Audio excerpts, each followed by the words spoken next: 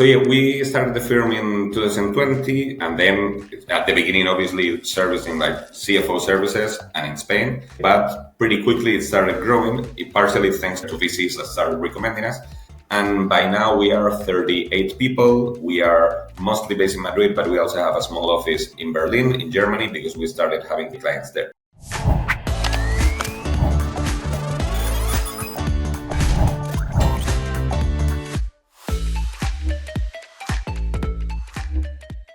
Hello and welcome to the Gross Profit Podcast. My name is James Kennedy. I'm the CEO at procurementexpress.com. We take the hassle out of managing your SMB spend without having to buy an ERP, but we're not here to talk about that today. Instead, I've got Jaime Medina, the startup CFO, tscfo.com, from Spain, directly talking to us today. And we're going to get into some funding sources for your B2B SaaS that you may not have considered. So Jaime has had some creative approaches to raising money for something I always thought you had to go to a VC for, or maybe private equity, but he's got some other ideas and a great case study. Jaime, you're welcome to the show. Maybe you can kick us off by telling us something about you that not many people know. Well, first of all, thank you very much, James, for inviting me. I mean, what I always say, only half jokingly, is that I think I'm better at singing than at finance. I think I'm better and I like it more. So I have no idea why I ended up in this career, but I love singing. I love karaoke. I find any excuse. I took lessons, in fact, for many years. And if I could, that's what I would dedicate my whole time to. What's your favorite song to sing for? Are you a karaoke guy, or do you like a proper crowd, or what's your favorite song to sing for? Well, I think mostly lower stuff, but I would say in English, certainly Ring of Fire by Johnny Cash. It's always a pretty big success. But okay. All right, listeners, I want you to stay to the very end of the podcast where I'm going to make Jaime sing Ring of Fire for us. So that's it. That's one reason to stay to the end, if nothing else. All right. Perfect. So the singing CFO, I love it. I've already got my title for my YouTube. It alliterates, so it must be true. But let's make sure you got the credentials here, the backup, not just the jazz hands, but the financial sweat earned. So tell us a bit about your background and your career highlights so far. Perfect. So, well, in college, I studied physics, so far from where I am now. But then, I started a PhD in New York, and then I joined McKinsey, the consulting firm, for a couple of years. And that's where I switched to business, essentially. And then after a couple of years, I got a really good, interesting opportunity in a Spanish startup founded by an experienced founder that had already had a great exit. So I decided to jump in, and this was 2017. And since then, I haven't left the startup world in the finance area. So I worked in a couple of startups full-time as CFO. And then soon I started seeing that many startups that are in early stage need help in the finance area. But to be honest, they don't need an experienced guy full-time in the team until they are big enough. So in 2018, I started freelancing. In 2020, I established a company, the Startup CFO already. Can I ask you about your McKinsey experience? So it's a brand name. It's on your CV. Yeah. That's basically going to make you for life, right? Was that your intention going into it? Listen, I know they grind people out. Just do a couple of years and then move on. Or what happened there? More or less. It's, in my case, coming from science, I had zero idea about the non-science world and about the business world and about the corporate world or anything like that. So I knew several people that had told me well, if you don't know anything about the business world, you are good with people, you are good with numbers and stuff. This is a pretty good way to create a brand for yourself and also to see many other sectors. But I had no clue if it was going to be a temporary thing or a long-term thing. Pretty sure after joining, I realized it was going to be a temporary thing. But because it's very draining. But to me, it was the perfect experience in the perfect moment of my career, I think. Okay. So, and also there are hardly any jobs for physicists, right? It's a hard place to get a job. Yeah. So in McKinsey, they trust people with weird backgrounds, and that helped me indeed. What do you think having a physics background, if any, gives you an edge in your CFO work? Well, certainly, I think this is a general advice I would give to anyone. I think you need to be a bit unique or to find, to have a different profile than anyone else. It's if you just study the same thing that another million people and then you went to the same place than a million other people, then I'm not sure why they would choose you among 1 million people. So I think like in general, like having a weird background is true. I think it makes you think differently. In my case, is the analytical part is like built in 5 years of college that it was in Spain at the time. Like it really builds in an analytical framework that is absolutely incredible. And I think what I got from McKinsey was more not only the financial knowledge, in fact, or the business knowledge, but a lot on the soft skills and on the people skills that certainly physicists are not very well trained for in general. You sound very rounded, like a scientist background, and then you got the soft skills, the total package. You can even sing people to sleep. It sounds good so far. Okay, now, before we move on from this, just tell us a little bit about the firm you've built, the size, number of people you have, where you're located, and just we'll cover that off. Perfect. So yeah, we started the firm in 2020, and then at the beginning, obviously, servicing like CFO services and in Spain. But pretty quickly it started growing, partially thanks to the VC that we will talk later, to VCs that started recommending us. And by now we are 38 people. We are mostly based in Madrid, but we also have a small office in Berlin, in Germany, because we started having clients there. I mean, in fact, we have had clients internationally, and we have clients like in many places, but the core markets for us are Spain and Germany. And we are now offering many more services, all related to startup finance. But also we offer public funding, bank funding services, or even private funding. We also do training for corporates. We also do due diligence for investors. We even have an academy program for like general public, like a B2C course on startup finance. So we have diversified a lot, I think, in business lines, grew the team, and grew internationally. And we hope that this continues to be this way in the future. Okay. So what was really interesting to me is that you have a story about how you found an alternate funding source. I think for B2B SaaS, it's got to be pitch decks. Normally, CFO work for SaaS is pitch decks. It's cash flow projections. It's like kind of wavy hand stuff, But tell us a bit about the story that you had a client. I guess they were on that path. Tell us what stage they had got to by the time they had met you, and what sort of options they were looking at for funding and what you did for them. Perfect. So, well, I mean, first of all, a bit of intro, I would say, in a general topic besides this particular case. Like we have worked already with over 350 early stage startups. And I would say B2B SaaS are probably like between half or 2/3 of the companies. So this is something that I'll give you a specific example of one of the companies I worked full time. But I think we can like make some like claims about like how it works in early stage, not just for that particular company. So obviously VC money is always key in funding a startup. And usually what you're talking is like funding on top of that, but of course the funding that is on top of that is non-dilutive funding.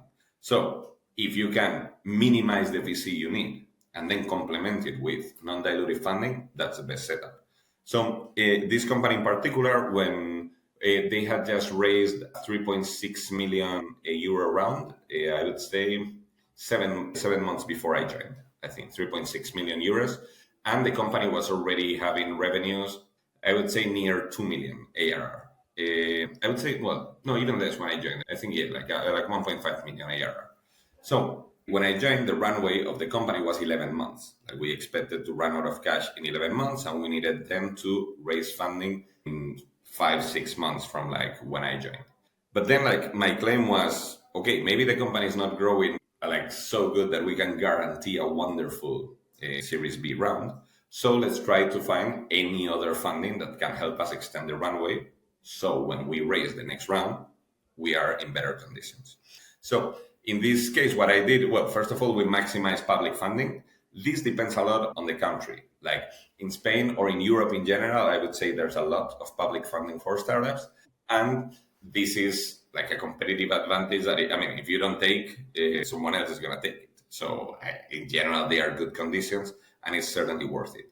I always tell companies like they should have some consultants that are up to date, and every 6 months ask them, is there anything that is for us right now? Because usually they are super complicated. They even to know if you meet the requirements is not easy. So certainly a lot of bureaucracy there. So first of all, we maximized that. We got a grant of 250,000 euros. We got a soft loan of 1 million euros, but that was like a bit. But something that was very surprising to the CEO was when I told him that I was pretty convinced that banks could give us money. And this is like another Well, just misconception. before, sorry to interrupt you, Jaime, Sure. but I'm interested here. Let's double click on the funding because, I'm in Ireland here and there's a European framework which kind of restricts how governments can help their startup ecosystem. That's what we're always talking about here. The Irish government is always saying, oh, we'd love to do more, but Europe restricts us, et cetera, et cetera. And in Ireland, it's pretty much, there's incubator programs and then there's 50-50 matched funding from the government for most things. What's Spain's approach? How do they do it? There is, by the way, on this topic, I can't help but recommending a book called Boulevard of Broken Dreams, like the song, in fact, but it's about the efforts of public money into the entrepreneurship world. It's a bit geeky, but I recommend that book always. So in Spain, many of the VCs have the government as an LP, meaning like the government is investing money in that VC fund as if it was any other private investor. But of course, then if you just manage to raise 60 million, for example, with private investors, then the government can complement with another 30.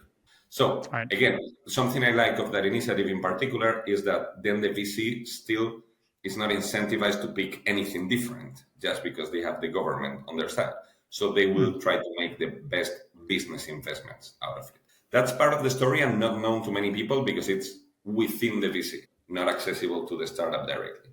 But then to startups directly, I would say there are mostly three sources that are relevant in the country. One of them is soft loans. If you got, let's say, 2 million, usually with less money, 700,000 round, the government can give you a soft loan of up to 700,000. So this 50-50 approach that you were mentioning. And you don't need to put any collateral or any something like to keep when it. When you say soft loan, does that mean a loan you never really have to pay back, or what? You do, but within maybe 10 years, and with a deferral period of 3 years at the beginning, and without any collateral. Hold on, I'm going to speak about bank financing, but that doesn't mean that it's like at any time, and because usually if it's too soon, the banks will ask for a collateral. It's like, okay, but if you don't pay me back, I'll keep your home. Which by the way, it does make sense in very early stages. But the government in these type of loans, it doesn't require any collateral of any kind. So that one is very typical. Then there are also grants, like pure grants that you don't need to pay back. And this is usually for very technological companies. Like the threshold is higher if they are funding R&D rather than innovation, for example. So better conditions, but to fewer number of companies. And this can be pure grant. And then the third one is tax incentives, which is especially relevant when the company is bigger, because otherwise, like we're talking about almost zero taxes, or they are not paying them, or they cannot claim any R&D tax back or whatever. But so not to kickstart, but when the company has some size, is certainly something that also helps. So this all sounds great. So here's a question. The government's basically matching your money. The VCs are getting an extra 50% on their capital to help the thing succeed. Not to them, but it goes into the same project. So it's a boost, right? As far as I'm aware, they don't get that in the US. So what, but yet there's this thing. Why is Europe lagging when it comes to unicorns, innovation? We seem to have an unfair advantage over our Yankee friends. We seem to have extra money. What's going on? You need to send me your address and I'll send you a copy of the book I mentioned, Boulevard of Broken Dreams. I think of course, this is a topic that we can debate for 5 hours. But they say that in fact, part of the effect may be the crowding out effect. So in Europe, maybe the return on venture capital is like any other asset, is absolutely correlated to the amount of money in that asset. Right. So if you invest next year in Europe, one way or another, twice the funding, then the returns are going to be very poor. So what they say is that there's a crowding out effect of the public funding took over the private one, and then the public funding creates less private interests. This company, for example, I know companies that have got European funding that is very hard to get, and they have got 2.5 million euro pure grant to get started. And in my opinion, it was wasted money because it's not the same that if there is a VC firm that has already worked with a ton of companies like that, that is guiding it through business decisions. It's not the same like the company has 2.5 million, let's play with it to build our toy. So too much public funding can kick out experts that could be delivering it. And if there wasn't that much, maybe there would be higher returns that would attract experts. But I mean, this is a complicated topic, of course. Probably wouldn't be able to solve it in a while. We can solve it here, and we can just email the government and let them know, and then they can get on to whatever, building schools or whatever they're supposed to be doing. So, okay, cool. So let's get back to the story then. First of all, from what you're telling me so far, it's highlighting really how a fractional CFO can kind of pay for themselves in a lot of situations. So, I'm a programmer. I know there are grants out there. I'm just not my thing. But when you're plugged into these things, the supports there bury in paperwork sometimes, and it's actually not that hard, but it's supposed to put you off in a way. It's no big deal if you give it to someone who does it all day in, day out. And it's maybe a first reason if you're at that early stage, maybe you think you're too early for a fractional CFO, but hey, maybe a fractional CFO can pay for themselves largely because they're just going to do work that, let's face it, you're not going to do. And so, okay, but let's get on to this story. So you've done all the basics, you got them the government money. Then they are looking for other sources here. They've already raised 3.6, thinking about raising more, and you brought up this idea of bank financing. Exactly, yeah. So I was like, I think like we should talk to banks. And here's also a difference that may depend on the bank, but also on the CFO that presents the information.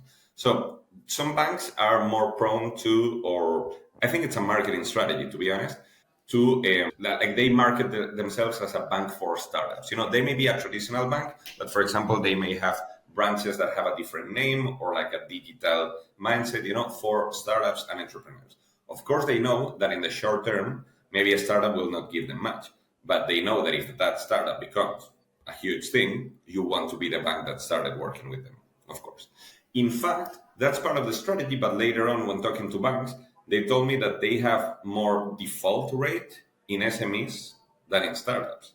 And I remember asking the bank, and they told me like, if you walk in your street this year and in 5 years, how many stores are the same? Or restaurants or stuff like that, in the middle of Madrid. Meaning that like traditional businesses that are like startups are super risky. Yes, but like aren't traditional business super risky? I mean, depending on which one, of course. But there are so many restaurants that close every year, like at least in Madrid, like you walk around and like you see different ones every month. So the default rate is in fact lower. For many of the banks already, they are making money with startups. It's a good marketing for them. And if they hit the right one early on, they will be an amazing client for many years. So it's better, obviously, if you try to approach some of these banks that have specialized branches and special marketing for startups, because they will be more prone to give you offers. In Spain at the time, out of the 4 biggest banks, there were 2 especially that had that marketing and had luckily, I would say, the bank had always had its operations with another bank, with a third bank. So with the bank that already existed, it was relatively easier because we already had operations there. So by the way, my first advice to be to have operations since the beginning with several banks. It doesn't need to be huge, but like maybe you pay the payroll from this bank, maybe you pay taxes from this one, and maybe you pay providers from this other, something like that. But if you have operations with a bank, it's more likely that they know you already, you have already given them some commissions in the past, they can trust you because they have seen your cash flows, maybe they have your financials since 3 years ago. That certainly helps. So with the banks that were, like I'm talking traditional banks here, I'm not talking Revolut or Conto or things like that, but like purely traditional banks. The ones that are more startup-y, usually their sales department is dedicated to startups. Usually they still come from the SMEs, so it takes a while for them to adapt completely. But the risk department is centralized. This is usually the case. Of course, it may depend on the bank, but the risk department analyzes both startups and SMEs, but the sales guy that talks to the client is specialized in startups. So the work you need to do is not with the salesman. The salesman is on your side. The salesman wants his commission. You need to help him convince the other guy. Sure. Then the risks guy. If possible, try to meet the risks guy yourself or invite them to the office. In general, if startups are in an office, by the way, which I'm talking before COVID, and now many of our clients don't even have an office, but like if it has an office, usually it's pretty fancy and modern, deliberately, out of culture. So this factor plays a role. Bring the risks guy to the office, and make him see that there's something here. That guy probably has the stereotype in his brain that like a startup is two 18-year-olds in a garage. You bring him and he sees 40 people working in a nice office and things change. I'm supposed to be the technical guy, and I work so much on the human side. Like in the end, it's about convincing someone, and that is about emotions. Anyway, I'll get to the technical part. So in the technical part and the arguments you need to convince that guy is on the unit economics there. So what they are used, like many banks, their very first question they ask is like, does the founder have kids? Because generation, I think, and to me, it's like, come on, the guy's 25, he's not talking about his future kids running the company. Or second question, do they own the office? And like, of course not. This is a startup that is in a different co-working every 3 months, something like that. Right. So you need to convince that guy that we are talking about something different. And to me, the concept that I try to get across always is the unit economics. Is that we get a client for 100 euros, and that client gives us in time 600 euros, and I recover it within 4 months. So you are effectively giving me a loan that in 4 months I will have gotten back. Or, of course, I believe this argument, of course, you can keep scratching and finding more stuff, like how big is your market, or how can you achieve it, or like how is your sales team structured. But you can, like I try to reduce it always to some type of unit economics. Also, in Uber, this is an exaggeration, but like for a business that we all would know, Uber needs some money to open a city that it will not be profitable for a while, and then it will be profitable. And Uber deliberately uses that, gets funding rounds to open many cities at the same time. And when these cities start to be profitable, they are going to start opening more. So you can be unprofitable in a completely controlled and healthy way, or you can be unprofitable because you're wasting money. And the goal here is to say, this is deliberate, this does make sense, we can be profitable at any time. And by the way, in a SaaS business that already has 2-3 million in revenue, if it's truly recurrent, you can also cut. If needed, you could also cut the development team in half and the salesmen in half, and you don't go bankrupt. We do not see, we have not seen startups that have gone completely bankrupt, that they have been funded by over a couple of million. Because many times they do a horrible sale, but that's not the same for a bank. If they sell horribly for €1, the bank still gets the money back. So This is a concept that obviously you need to have that conversation with the risks guy and convince him with the numbers and with the history. So first question that I always think of my business partner, anytime we talk about debt, he says, I'm not signing a personal guarantee. So do you need to sign a personal guarantee for this money? I would never do it. No, for me, for that is a red line from the start. And we tell the CEOs, I think 99% of the times we have convinced them not to do that. But to me, it's a red line that we say the bank on minute one. I understand, by the way, this is not for any stage. I said the million to million revenue with the funding, with the true recurrent revenue. So I'm not saying on day one, you have an idea, you go to the bank and they give it to you. No, there's no way. Right. And I do understand that the bank says, I'm not going to give you $1 million now. So maybe I can get 5% interest if it goes well. But if it goes bad, I lose the whole million. I understand that completely. So what's interesting here is, I understand what I heard there was, banks are familiar with funding working capital because they can understand that, creating a float, etc.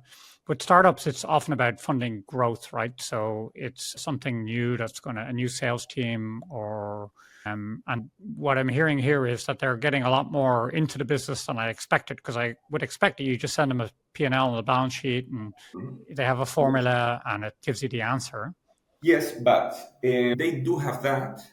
But the qualitative part is bigger than, usually with the marketing part already, they want to relax it a bit. In the end, there's a score, but there's also a guy there. And they usually want to relax it a bit with startups. They do, good banks accept qualitative information here. Very good banks would, for example, distinguish who is investing in the company. It's not the same one VC over another, for example. And for example, now I know several banks in Spain that are using fintech scoring to analyze their businesses. For example, Capchase in Spain, they serve worldwide, but Capchase is a wonderful company that funds only B2B SaaS business, and that is truly recurrent. And what they analyze is your unit economics. So they are so successful and they have less default than banks that many banks now are buying their the credit scoring system. Because it's true that a SaaS business is a relatively new business compared to traditional businesses. And that's why the banks, I think, haven't still caught up. But the good ones are using the tools of new guys that analyze only SaaS businesses to use it as part of their credit score as well. Okay. So Capchase, non-dilutive debt financing for your B2B SaaS. There's a couple of others out there. Names escapes me right now, but this is a European one, obviously. Yeah. So can you get like a credit score type from them to then bring to a bank, or give you an idea, even if your business is fundable? Like, can I just go and get a score and figure out whether this is something I should chase?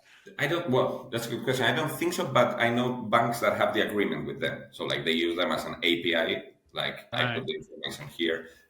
But also I do many trainings with banks, like with these startup branches of big banks. In fact, they are very good clients of us, and I do courses to them. And they are always concerned with, can I trust this information? Like it's not the same audited accounts versus you give me an Excel file that talks about your unit economics. But to me, it's like, well, first of all, you give a lot of money to unaudited companies, and that is true. Like I've seen it, I've done it myself. And second, that like there is a way to prove the coherence between the numbers. Like, to be honest, I cannot make a random Excel file and simultaneously give you my last taxes that show, my last corporate tax return, and I can make sense of them, and it's not that hard. So on that is like where we try to dig deep, but like this requires conversation. Like if you just try to send the numbers they tell you and trust their score, it's going to be harder than if you go and say, listen, sit down here and I'm going to prove it to you. Okay, I'm going to make that physics brain work now. Are you ready for it? Let's see if you've really got this capacity for it. So I've forgotten everything, but let's see. It's actually not really physics, just math. But anyway, so let's say if you had to estimate going and finding this non-dilutive financing, how much money it has saved the founder personally in their own equity in the business. Like, what sort of estimate would you put on that? Like, you raised, how much was it? How much would it have cost them in dilution? I would say between 10 and 20% of the last funding round, certainly I would say you can get. It depends on several things. For example, maybe if part of it is a credit line, you can get more because that's like 1 year and very controlled for the bank. Or something that I also advise to everyone is to run many processes in parallel. So maybe this bank gives you only 7% of your last funding round. This one gives you 10, this one gives you 8, this one gives you 5, and you add up to a 30 here. So sorry. Yeah, so let's do the math on that. So 10% of the last funding round, which was at what valuation? Valuation, probably like 12 million, for example. Yeah, maybe a bit more, 15. So arguably, let's say you've saved a founder personally, because I'm a founder, and that's really let's be honest. That's what we're WIIFM. What's in it for me? Is like arguably maybe $1 million personally for that founder. Working with a fractional CFO saved that guy over just doing what everyone else is going to do and re-upping with the VC. Exactly. Like many people think about us and about being CFO, like the guy that runs the finance department, the guy that runs the numbers, the guy that makes sure that the accounting is well done, that the invoices are sent, that our intercompany operations are well set, and relation to investors. But I always say that the F stands for finance. Like we need to finance this project. We need to put here $1 million so we get 10 million afterwards. And on that way, obviously you need different types of funding depending on the sources that are available, depending on the uses, depending on the time frame, depending on also even like your risk aversion and stuff like that. But like our goal is to finance the project. And certainly we see many founders, for example, that are super technical, that are like the best in the world at their AI thing in whatever sector. But obviously they are not the guys that know a lot about how to finance a project, and they haven't done it in the past. And yeah, like it would be very surprising if they knew it. So the good founders, in my opinion, ask for help, and they know what they don't know. And I do have a marketing agency in my company because I have zero idea of marketing. We do have a fractional HR guy with us because I don't need a full time, and he knows 1,000 times more than we do. So on this, it does make a lot of sense. Like you need to finance the project, and you need someone with experience. Yeah. Okay. Well, listen, I think this is a good example. I feel like sometimes people task their fractional CFO in an incorrect way, like they say, okay, it's about, let's get our management reports, let's do some cash flow projections or whatever. But really, you can ask your fractional CFO, listen, you could bring it down to, you know what, I want to upgrade my house next year and I want to have the extra cash for it, which means this business needs to pay me whatever, which means go figure it out. And that's what a CFO can do for you. And if you're meeting commercial and sometimes personal objectives, that's what is possible, but people don't realize that. They think, oh, it's the admin, it's overhead, it's taxes, it's whatever. And they don't understand the power of finding the correct person. Literally, it could be a life-changing difference to them if they find the right partner. Even in that compliance part, I always say that we are like the goalkeeper. Like we're not going to win the game. Like a startup with a terrible product that the accounting is crystal clear is not going to go anywhere. So even on that part, we are like, you prefer a good one over a bad one because it's the goalkeeper. Like if they screw up, they may bring down the product. But then there's also like an offensive part. Like, okay, what do we need to achieve? And you need the means. So you may need the money, you may need the strategy. You want someone that not only speaks about money in dollars, in euros, in whatever, but talks about KPIs, about client retention. Like you want a CFO that says, like, why are we investing so much in inbound if outbound works much better? You want a CFO that says, let's stop hiring salesmen if the problem that we have is in the last cohorts, we see like way less retention than in the previous ones. So certainly can be also like an offensive role in that sense. All right. So who is your chef's kiss perfect customer that you love working with? Okay. SaaS company that just raised units of millions of euros, let's say 3-4 million euros, whatever, that just got like maybe their second professional VC round and has an ambitious project ahead. Usually like we have exceptions, but like the perfect customer, as you were saying, is venture capital backed and they have a management team that they still lack the finance part because again, they still don't need it full time. But they realize that they need someone in charge. Okay. So people can reach you at tscfo.com. That's Tango Sierra, the startup, CFO.com, and reach out. Now, I'm just going to put you on the spot here. What value can you offer to listeners of the Gross Profit Podcast if they reach out to you? What can you give them that they can't get anywhere else? I don't want to hear you on other podcasts giving this away, right? I don't want to see this in a promo. I want this just for us guys. So what can you do? No, I mean, I always say that like when I make a sales pitch, it's not I'm making a sales pitch. I truly believe it. Like I hope I believe in my company and that we can add value. So I hope it's honest. So certainly, I think many people are working blindly on the numbers part. Maybe it has worked in the past, but like again, like they may be having like a huge risk over there, or like many companies don't know if they're gonna run out of cash in 2 years, and then you ask them 1 month later, and they say in 4 months. It's like don't try to be an expert on everything. You know about your technology, you know about your product, and on that I'm sure you're the best. But this part, you need someone that has done it before and that will save you the risk and that can contribute to you on the strategic part as well. In fact, by the way, in many corporates, the CFO is the successor of the former CEO. So it should be someone completely strategic that sees the whole company and can add a lot of value. It's not just the bean counter. Like then they wouldn't be the new CEO. So a good CFO is a guy that is the right hand to the CEO and can add a lot of value on the strategy too. Very good. Okay. Tough negotiator. You didn't give anything up there, but that's fine. You want this guy on your side. You don't want him giving stuff away for free.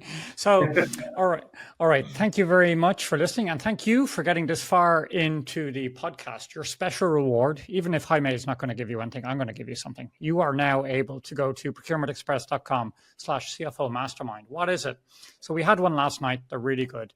We get fractional CFOs together. We had about 30 last night. We get them together. You get put into a room with 3 or 4 other fractional CFOs, and you get to bring a business problem. So it could be practice development problem, it could be a client problem. You get 1 minute, you get basically 4 minutes to outline your issue, and then you get feedbacks from your peers. Sometimes those peers are a few steps ahead of you, sometimes they're a few steps behind, but you get to brainstorm the business problems that you're facing in your practice. I really recommend it. It's a lot of fun. We get very good reviews on it. So you can sign up at procurementexpress.com/CFO Mastermind. Thank you very much. Thanks, Jaime. This has been fun. Thanks to you. Likewise.